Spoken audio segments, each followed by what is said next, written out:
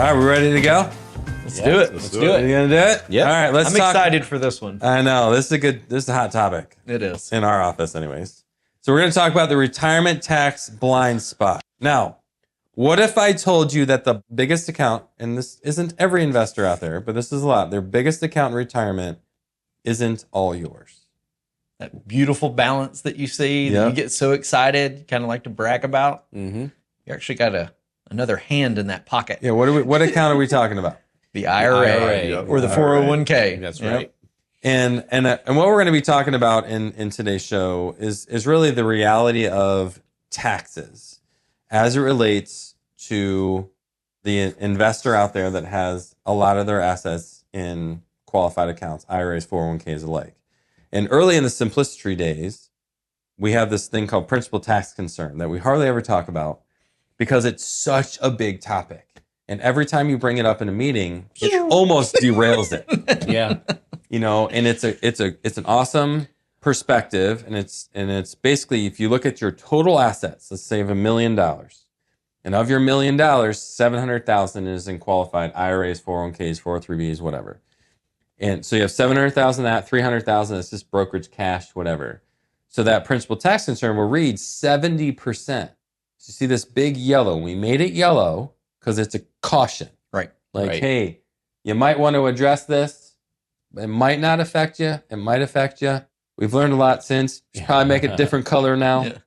But what we're going to be talking about today is 100% related to the principal tax concern inside of your simplicity plan. Or if you don't, it's really the percentage of qualified dollars that you have in your account. When I first built Simplicity, I was not a dividend investor. I was just a money manager wannabe. And most of the time, I'd say I hired the managers in all different types of styles of strategies. You name it, we did it or hired it. And I was miserable at it. I didn't even do it. And then I built Simplicity. And then we started doing real-time assessment on different types of income strategies, annuities, CDs, money markets, mutual funds, ETFs. And then we started looking at dividends. And every single time dividends almost won or was in the race. Yeah. And then started winning and winning and winning. I'm like, what do I not know about dividends? And I went on this whole thing. And now, clearly, we're big dividend guys. Mm-hmm. And once you learn something, it's really hard to see things the same way. Mm-hmm. So things that I would experiment in my early days of my career, I would never consider anymore because I know things. I know too much, right? You've had So I the don't- time to see how they actually work out long term. Well, now I not only understand it, now we have history. Correct. Right. Like you have real data points. It's no longer theory. And Right. we've gone through like a pandemic. Yes. You know, a world shutdown, market crashes, all kinds of stuff, and dividends along the way. And you're like, yeah, why would I just go buy a growth whatever? Yeah. You know, when we've weathered all of these storms and we're ahead in our market performance than the vast majority, if not all of them, outside of maybe like a NASDAQ 100. You'd have to cherry pick it. You have to right. totally cherry pick it. Yep. Right. So it happened again. I had the same experience happen again, where before Simplicity, I thought and did one thing. After Simplicity, now I think and do something differently. So the end of last year, I was putting the finishing touches on a book. And inside the end of the book's called Shortfall, to be out in a year. It's shorter for me to write the book than just to get it published. Publishing a book takes forever. Writing a book is None easy. of that. Yeah. So anyways, this book called Shortfall, I'm not going to go into details of the book, but there's a concept in it called tax map. And I came up with this theory a long time ago, and I wrote about it in this book. And since it's going to get published, I'm like, well, I better have something, because I talk about this tax map process. And the concept was, instead of just looking at how we're trained to look at things in the here and now, like, hey, can I save taxes right now? A snapshot of one moment in time. Yeah. Let's look at the rest of my life and all the income that I'm going to spend, all the income that I'm going to have, what I'm going to save, and I want to look at the relationship to my income to taxes. And that was the perspective. the idea. Mm-hmm. And so I'm going into there thinking one thing, then I'm creating this tax map, and now on the other side of it, I think completely different. So there's a lot of clients out there that have known me for a very, very long time, and we're going to talk about here in a minute some thought processes that the vast majority of advisors have, and how we think, and how I am fundamentally different now. And isn't that what data does? Mm-hmm. Data changed me on dividends, and now data has changed me again on tax map. And I actually can't wait to get into it. So let's talk about really how the average financial advisor thinks when it comes to a distribution strategy. Right. So let's talk about the logic before we give away the strategy. So the logic are, where are tax rates right now? Historic lows. Historic lows. Mm-hmm. I don't know if they're the bottom, but they're towards the bottom. Close, if not the bottom. Pretty close. Yep. So you've got historic lows in tax rates, which is funny because I've never talked to anybody that's like, I feel like taxes are on sale. Right. Like, taxes are cheap. Yeah. The majority of us haven't been around long enough to experience those high taxes, at least with any real income. Even my clients that have been around for that, like, taxes suck. Yeah. Like, Right. I can't stand paying this. And they're like, well, they're cheaper than when you were in your, working career in the 70s. And they're like, yeah, they're bad. Yeah. So we're short-sighted on our memory in certain things because nobody likes to pay taxes, especially when you start getting into politics. Right. Yeah. Politics and garbage in the government and where your tax dollars go just makes it so bad, right? It'd be one thing if you knew it was being spent appropriately. Right. That's another show, another discussion. Not even for us. So we've got taxes on sale, which forces the advisor to think logically what? Taxes will go up in the future, so we should spend that taxable money now. So we want to pay taxes when rates are historically low. Mm-hmm. So it forces the advisor to think this way. The first bit of money that we're going to spend is our qualified, our IRA or 401k. Why? Because taxes are on sale. It's cheaper. We might as well spend that money now. Yes. While taxes are low. The clients are like, I don't want to pay taxes. Yeah.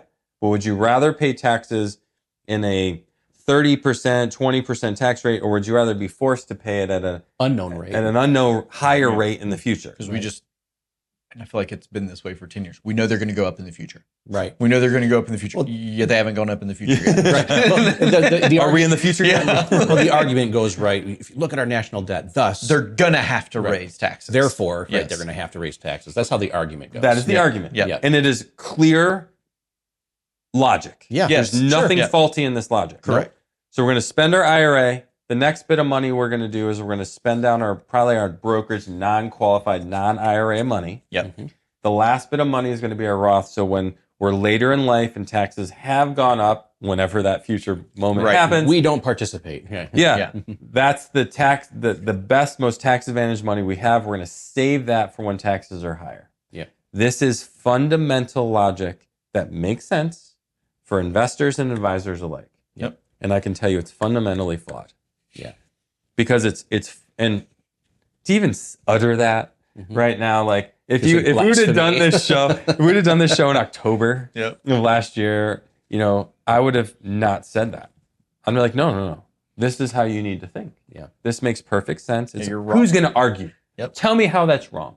And actually, even knowing what I know now after developing this tax map system, I can tell you fundamentally the logic is very sound, but it's still flawed because the flaw in it doesn't project out any tax reduction strategy over a lifetime because we think here and now. We think, here's my tax bill from last year. Here's my estimated tax bill for this year coming up. Can I reduce it?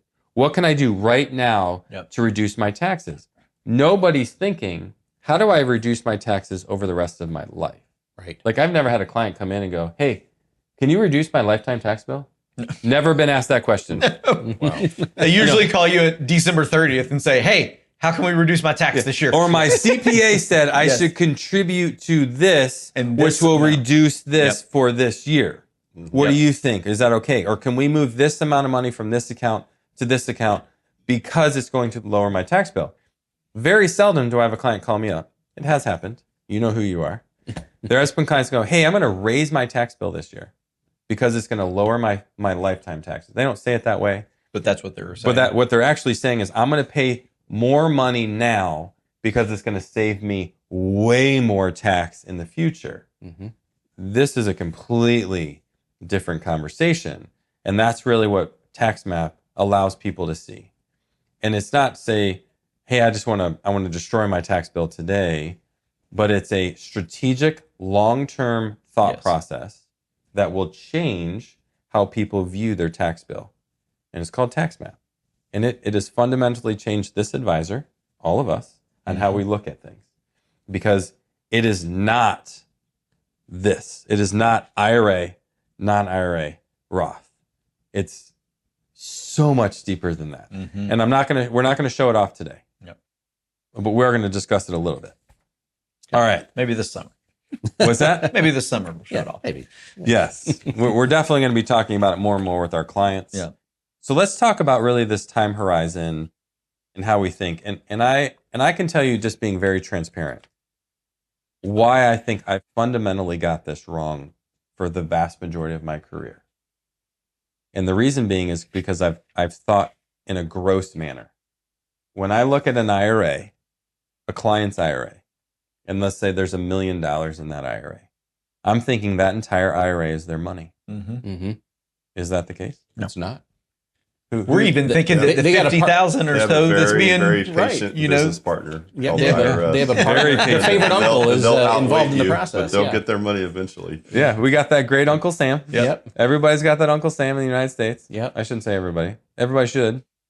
But at the end of the day, they have a joint partner, a joint family member, wanted or unwanted, that owns a portion of that. And even when I'm thinking about distribution, when I think they got a million, so if our distribution rate or our dividend rate is 5%, and we have $1 million, I'm thinking in my mind they're getting 50 grand.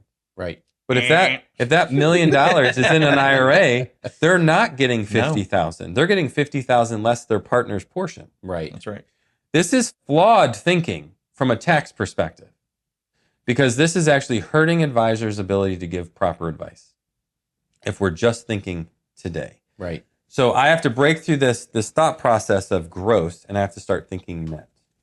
And it's so hard. It is. It is so hard. It is. You log in and you see 1.2 million in an IRA. It is hard to think, wait a minute, that's only about, what, 800,000? It's not 1.2 million. It's hard not to see that. Though. Yeah. Like you said. Can't. Yeah. Even knowing what I know after developing this, I still look at it and think that's their money. Right. It is their money, but it's not all theirs. No. And even when we look at our own, you're like, hey, that's all mine. Is it? Even in my non-qualified account, I've converted all of my IRAs blind luckily when I was in my 30s. And I didn't do it. I did it on the premise, not the tax math premise. I did it on the premise of, I don't like the tax the seed, tax the harvest. So if the government gives me this percentage based on my income when I was in my 30s, if I add, $20,000 into a 401k, they're giving me a benefit on 20,000, and that 20,000 is going to grow to 250,000 by the time I retire, and then they're going to get a portion of 250 when they gave me a credit on 20. Right. Yeah. Wait. That premise alone was enough for this guy to be like, I'm not doing this. I'm in the exact I same don't boat. care if I have to pay more taxes, even though I wasn't in a position to give to Roth. I'd rather do the non-qualified, pay my tax along the way, almost turning a blind eye to which one's going to be better. Well, now I know which one's going to be better, but I didn't know that back then. It was just the concept that made me mad. Yeah. Because I'm like, why am I getting this little benefit? Even if you add all of the benefits up over the years that I contribute, they're pale in comparison to the benefits that Uncle Sam's going to get throughout retirement. Because of the And then growth. you start throwing in the RMD and all of that thing. And when you start mapping this out, which we now know what it looks like, it is ugly. Yeah. Ugly. Yep. And actually, because right now I built this tax map in like spreadsheet form, but we're turning it into software. One of the things that I want to do is, and I wonder if we could figure that out. I can probably build a very simple calculator to figure out what the benefit of a client would get if we figured out how much their contributions were, and we match that against the actual deduction, the money in the bank that they saved by giving contributions to an IRA and 401k, and it reducing their taxable income, and what was the actual savings versus the net tax that they're going to pay on that. Ooh. You want to talk about getting somebody mad? Yeah. Like, let me put something together like that. Oh, you got a $500,000 credit over the course of your working career. That might even be that much, but let's say it's 500. Let's say they put in 500 over a 30-year career. Oh, no, I'm talking about the savings was 500. You're just talking about What went back contributions. They Oh put my in gosh. 500,000. So that was non-tax money. Woo! My account balance is at 2.5, 3 million. But 10% of it. But hold on. The 500,000 wasn't a true credit. You got that as a reduction of your income. Correct. Right. So the actual benefit back to you would probably be at most 25 to 30% of that number. Right. And after deductions, we'd have to figure that out. I don't even know. Let's just say it was 30%. Right. So you got 160 grand. Right. So you got $160,000 actual dollar credit in your pocket over your career And it's very unlikely that they tracked it and that they saved it and they invested that. They just spent it. But let's just say it's let's say it's 200. That money's gone. Yeah, $200,000 in the bank saved, and now you've got this $2.5 million nest egg. That is not $2.5 million because you're not dead yet. It's just $2.5 million by the time you hit retirement and start one is with withdrawals, and nobody wants to spend all that money in retirement right away. Right. So that $2.5 million is going to turn to $3 million, $4 million, $5 million. You started with 500. So we're talking 50 years, 55, 60 years, 70 years of investing, and the government's like, you go get it. You go grow that. Yeah. Oh, yeah. They're like, please. Yeah. And what's the relationship? What's the relationship here? 200 in actual savings net in my pocket versus 2 million and they're in their pocket? And they're going to get every bit of the tax on that to whatever it grows to. Right. Exactly. At some point. Right. Either in your lifetime or whenever you pass it to your beneficiary. beneficiary. Or at the very longest 10 years. No matter what, away. they will cash in. On And if every you bit of the don't growth. spend it all and it gets inherited by your family, they got 10-year clock, and if they don't do it until the last year, they're going to get the highest percentage they can grab. And who knows where that future tax rate could be in the future. This could get real ugly. With people living longer, most likely the kids are going to be inheriting it in their highest earning years. Yes. Right. Yes. Right. Yep. They're going to be in their 50s. Yep. And they might have their IRA at that point. Yep. Yep. I don't want to say it's a scam, but I feel like we're getting scammed here. Well, there is a large segment of the population that actually says that is the biggest. I don't forget the year that they implemented the 401k program, the IRS did, but that was like the biggest scam that the federal government's given to the working person. Yeah. Because they're just lining their own pockets. I mean, it's a forced retirement savings. Like, there's an aspect of the 401k that is awesome. The tax aspect of it is horrible. And I'm not just saying the 401k, and we're kind of getting a little off. We're getting on the bandwagon. Everybody at home's like, yes. I get that. Yeah. I get we all agree. Yeah. Like, I'm sure you're at home going, yes, I'm in, but there's hope. Mm-hmm. There's hope in here. And I feel like tax map, but I just had that. But at the end of the day, it's not that. But the reality is, when we map out a scenario, your scenario, client scenario, investor's scenario, you can see now when we map this out, like short-term versus long-term thinking, short-term tax strategy versus long-term tax strategy, it's going to be painful. No matter how you do it. One way is going to be way more painful than the other.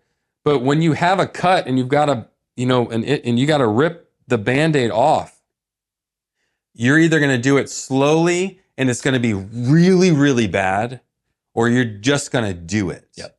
And the beauty of seeing this in Tax Map, it's going to help everybody that goes through this understand what it looks like if I do nothing and I just follow the typical logic of IRA non-qualified Roth versus the untypical, and I wouldn't even call it tax map logic, but seeing it a different way, applying strategy, and there's tons of different types of strategy to reduce your lifetime tax on your income or your assets, and see what that looks like and what that tax savings is going to be. It might not be any savings today, but over your lifetime it might be a tremendous amount. Yeah, it might be a 3 to 5 year hurt, but man, the other side of that, Yes. from what we're seeing right now, And let's just let the cat out of the bag. It can be great. I've walked through several dozen now tax maps with clients and CPAs. We've had a lot of fun over the last couple months vetting this, shooting holes in it, rebuilding it, doing all kinds of stuff. And we've talked to a dozen-ish CPAs, a couple dozen clients. And I can tell you on the light end, I don't even know if I've seen the savings less than $1 million.